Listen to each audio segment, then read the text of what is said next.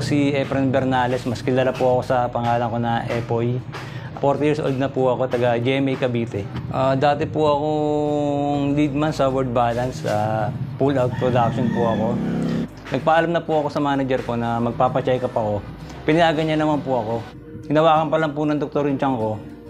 Alam niya na may bukol ako sa tiyan. Nung na-finding po na nagkaroon ako ng cancer, sumakit po yung tiyan ko. Nung sumakit po yung tiyan ko, hindi siya nawawala 3 araw. Yun, sabi niyo po, nagpa-check up po uli ako. In-schedule na po ako sa opera. Pero nung time habang tumatagal, kasi nga nalulungkot ako kasi nakita ko may anak pa akong maliit eh. Pasalamat po ako sa Diyos dahil binigyan niya pa ako ng pagkakataon. Pangalawang buhay na po talaga yun eh. After ko po magkaroon ng cancer, nag-open po ako ng poultry supply. Maganda naman po yung kita nung una kasi konti pa lang po yung may poultry supply sa amin nun. Eh dumami po ng dumami. Sa nalugi din po yung poultry supply, sinarado ko na rin po. After ko po sa poultry supply, nagtrabaho pa po ako sa tracking. Yun, nag-decide din sila kasi bebenta na rin yung truck. After po nila may benta yung truck, binigyan po nila ako ng panimula sa Paris. Ayun po, doon nagsimula yung Paris. Yung unang araw po ng bukas namin, malakas, maganda po. Kasi siguro parang ano po yung mga tao, sabi. Tapos yung mga sumunod na mga araw na po, mahina po. Minsan ang benta na lang, 7, 10 pirasong order. Kasi isang araw po yun. Ang problema po sa pagpapares, hindi mo siya pwedeng ulitin yung paninda mo. Kung hindi naubos ngayon, wala na yan. Ayun po, bali ang nangyari po, yung naitatabi ko, nahuhugot ko po uli yung kasi humina siya. Nung humina po, ang naisip ko po, magdagdag po ako ng ulam.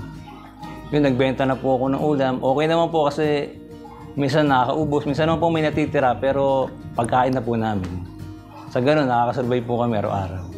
Ang laki po ng diferensya ng nagninegosyo ko sa nagtatrabaho eh. Pag po sa terms ng kita, kasi sa pag nagtatrabaho ka, wala ka na may isipin, pasok ka lang may kita ka na eh. Sa pag ninegosyo, iniisip mo laging kailangan makabenta ka. Kasi pag di ka nakabenta, wala kang kita.